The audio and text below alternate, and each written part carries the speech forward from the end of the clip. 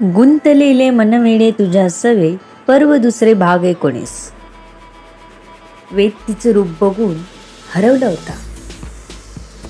विधी करून हिला अशीच आपल्या घरी न्यावी असंच वाटलं त्याला. हिरव्या साडीत तर ती खूपच छान दिसत होती. ड्रेसपेक्षा साडी खरंच छान दिसत होती ती. आज बघतच राहावंसं वाटत होतं. नजर हटवूच नाही आपली. वेदला जेव्हा तिथल्या भाऊने हळूच हात लावला तेव्हा कुठे तो विधींकडे लक्ष देऊ लागला. त्याने वेदीतला नीट बघून ठेवलं होतं कुठे काय करतोय ते. त्यामुळे त्याला जमत होतं व्यवस्थित. दोघांनी सर्व देवांना नंतर वडीलधाऱ्यांना नमस्कार केला. मग छान फोटो काढणं झालं. नाश्ता वगैरे करून सर्व घरी परतले. संध्या आपल्या हातातील बांगड्यांचा चुडा निरखत होती. हळुवार हात फिरवत तिने आपले ओठ टेकवले. हिरव्या बांगड्यांची किणकिण तिने एकदा कानाशी नेऊन ऐकली. जणू वेद तिचा आहे. हे वेदच्या नावाचं आहे. हे गुज गोष्टी त्या तिला किणकिण करत सांगत आहेत असं वाटलं तिला. एक एक अलंकार त्याच्या नावाचा तिच्या अंगावर चढत होता. अंगठी खूप छान दिसत होती बोटात. तिने त्यावरही आपले ओठ टेकवले. खूप छान भावना होत्या या. आज दोघेही खूप थकले होते. लवकरच झोपून गेले. साखरपुडा झाला. आता फक्त 15 दिवसावर लग्न होतं. लग्न दोघांची एकाच मांडवात होती. सगळ्यांचीच गडबड होती. फुरसत जराही नव्हती. तरी बरं, जवळच हॉल बुक केला होता म्हणून बरं. ठरल्याप्रमाणे वेदीचं पुण्यवचन आईबाबा तर आजी आजोबा वेदचं करणार होते. त्यांचीही तितकीच घाई. सगळ्यांना ह्या लग्नात नटून थटून सुंदर दिसायचं होतं. वेदची तर उलटी गिनती चालू होती. 4 दिवस झाले, 2-3 दिवस झाले करत दिवस मोजत होता. ह्याला संध्या भेटण्यापूर्वी जर कोणी बघितलं असतं तर लग्नाला तयार आहे असं कोणी म्हणालं नसतं. त्याचे स्वतःचे आईबाबा हैराण होते त्याच्यामधला बदल बघून. पण चला, दोन्ही मुलं खुश आहेत ना. त्यांच्या आयुष्यात मग झालं. त्यांना त्यातच समाधान होतं. साधना आणि संध्या या दोघी त्यांच्या जागी व्यवस्थित होत्या. साधना कामाला जात नव्हती पण संध्या कामाला जात होती. दोघीही दिसायला छान होत्या. सुना म्हणून या दोघी घराला शोभून दिसत होत्या. लवकरच पैंजणांच्या छुमछुम आणि बांगड्यांच्या लयदार संगीताने घर भरून जाणार होतं.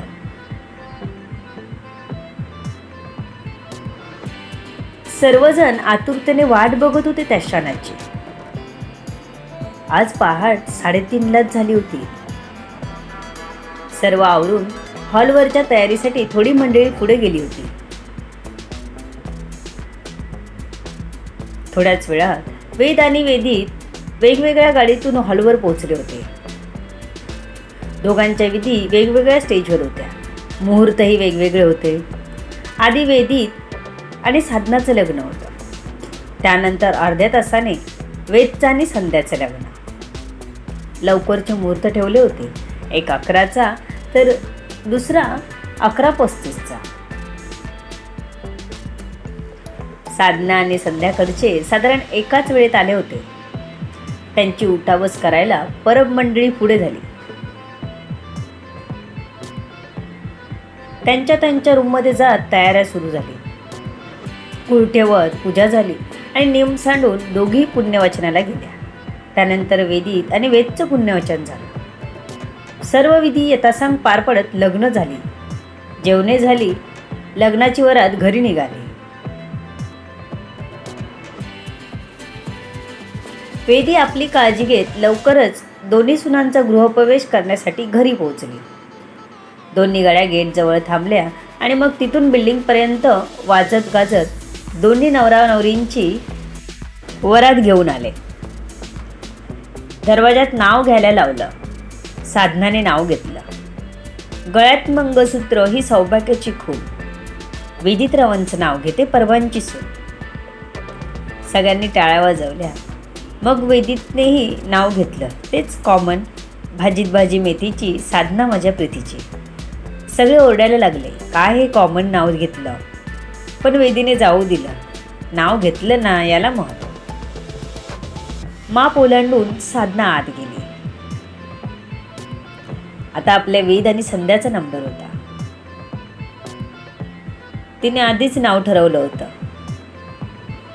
चंदनी पानात मुग्धकळी हसली. चंदनी पानात मुग्धकळी हसली. लग्नाच्या दिवशी मी कबूल करते, वेदरावांच्या प्रेमात नकळत मी फसली. मग वेदची बारी. चाफ्यांचा सुगंध दरवळला असं म्हणतात. संध्याचं नाव घेतो, जाऊ द्या घरात. सगळे एक साथ ओरडले, शिट्ट्या मारल्या. भारीच नाव घेतलं की रेगाड्याने. सगळे खुश झाले. साधना पाठोपाठ आता संध्याचाही गृहप्रवेश झाला. माप ओलांडत संध्या आत आली. ही भावनाच निराळी होती. इतक्या वेळा घरी आली होती, पण आज हक्काने घरात पाऊल ठेवताना मात्र तिला छान वाटलं. घरात छोटे छोटे खेळ ठेवले होते. सगळं झाल्यावर चौघांनाही कपडे बदलायला पाठवलं. साधना आणि संध्याने घरात आज साध्या साड्या नेसल्या होत्या. घरात सर्व पाहुणे मंडळी होती, त्यामुळे साड्याच नेसल्या होत्या. आज दमल्यामुळे रात्री जेवल्यावर लगेच झोप लागली. अजून तरी बेडरूममध्ये महिला आणि पुरुष असंच होतं. देवदर्शनाला गेल्याशिवाय ते बदलणार नव्हतं.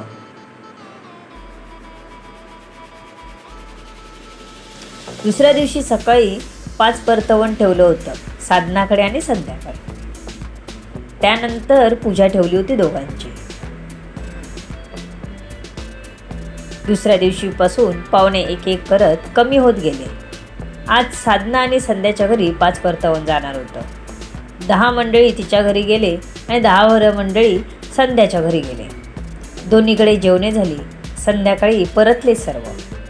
तिसऱ्या दिवशी पूजा होती. सगळी धावपळ करून अक्षरशः थकले होते सगळे. पूजा झाली, देवदर्शन झालं, कुलदेवतेला जाऊन आले. बघता बघता 8 दिवस कधीच निघून गेले होते. आता आजी आजोबा मामा सगळे गावी गेले. आता फक्त परब कुटुंब राहिलं होतं. वेदिताने वेद तर कंटाळून गेले होते. आई बाबा आपण किती देव फिरवणार. लग्न होऊन 8 दिवस झाले तरी एकांतात बोलायची एकदाही संधी मिळाली नव्हती त्यांना. आज आजी आजोबा गेल्यावर त्यांना निदान बोलायला तरी मिळणार होतं. साधना, संध्या, वेदी किचनमध्ये काम करत होत्या. संध्या किचनमधून बाहेर येत मोबाईल आणायला गेली बेडरूममध्ये, तर वेद तिथेच होता. खूप दिवसांनी त्याला त्याच्या बेडरूमचा ताबा मिळाला होता. संध्या बेडरूममध्ये आली. तिला माहीत नव्हतं की वेद तिथेच आहे. तो बेडवर पडला होता असाच आणि मोबाईल बघत होता. त्याला चाहूल लागली कोणीतरी आतमध्ये येण्याची. त्याने बघितलं तर संध्या येत होती.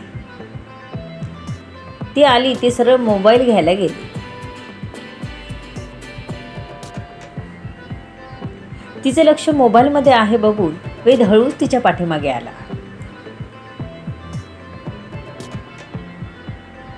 संध्या मग्न होऊन मोबाईलमध्ये बघत होती आणि हसत होती की अचानक तिच्या कानावर गरम श्वास जाणवले. ती काय आहे म्हणून बघायला जाणार तेवढ्यात तिच्या पोटावर हात जाणवले, तेही उबदार. तिने पोट आत घेतलं. तिला माहीत होतं कोणाचे हात आहेत ते. संध्या. वेद तिच्या खांद्यावर आपली हनवटी ठेवत एकदम हळू आणि नशिल्या आवाजात म्हणाला. तशी संध्याच्या हृदयाची धडधड वाढली आणि ती एकदम बावरलीच. तिला पुन्हा किचनमध्ये जायचं होतं. फक्त चार्जिंगला लावल्यामुळे कोणाचा फोन नाही ना आला हे बघायला आलेली ती. इथेच जर वेळ झाला तर बरं दिसणार नव्हतं. वेद बेडरूममध्ये आहे माहीत असतं तर कदाचित संध्या आलीच नसती बेडरूममध्ये. पण आता फसली होती त्याच्या कचाड्यात. त्याचा तो आवाज आणि शरीराची ऊब तिला घाबरवून गेली होती. वेद, मला जायला हवं, सोडा ना प्लीज, ती थोड्या थरथरत्या आवाजात म्हणाली. त्याने खांद्यावरच तिच्या मान हलवत नाही सांगितलं आणि तेच संध्याला एक झिंझिंती लाट देऊन गेलं. लग्न होणार म्हणून मैत्रिणी आणि नातेवाईकांकडून मिळालेले वेगवेगळे सल्ले आठवून तिच्या पोटात खड्डाच पडला होता त्याच्या मिठीने. मन, बुद्धी आणि हृदय जणू शांत राहून त्याच्या हृदयाचा, मनाचा आवाज ऐकत होते. तो अवखळपणा करत त्याचा वारू उधळू पाहत होता. ती भेदरलेल्या हरणीसारखी त्याच्या मिठीत स्तब्ध झाली होती. अगं, ही संध्या कुठे गेली, राहिली कुठे? वेदी साधनाला म्हणाली. बघू कमी, साधनाने विचारलं. थांब, मीच जाते, वेदी म्हणाली आणि बाहेर आली. आता तिला काय बघायला मिळणार देवच जाणे. भेटूया पुढच्या भागात. लेखिका शब्दविधी उर्फ संतोषी राणे पाताळे. धन्यवाद.